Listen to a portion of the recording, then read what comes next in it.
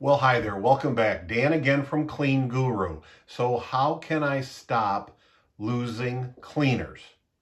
Well, there's not one answer. That is a really tough question, right? It's a hard one.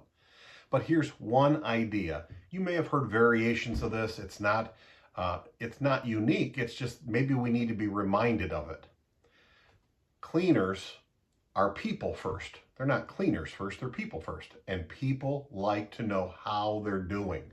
They want to feel connected to something, to your cleaning business, to you.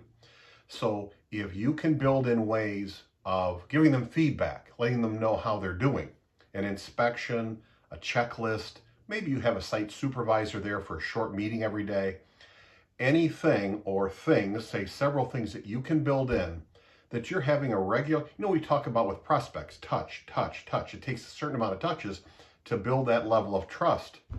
Well, of course, it takes that number of touches to build relationships and trust with cleaners too. Makes sense. So when we treat people as individuals, we let them know how they're doing, whether it's following up on a checklist or an inspection or the site supervisor before they start the night work or a phone call that you make once a week to them. Whatever you can do to visit with them, give them constructive criticism, give them compliments about what they're doing right, give them an opportunity to tell you what things they need or what they're missing that they might need that you could help with. All those ways are ways to making them feel connected so we don't lose cleaners quite as often. Till next time, remember, you can do this. You really can.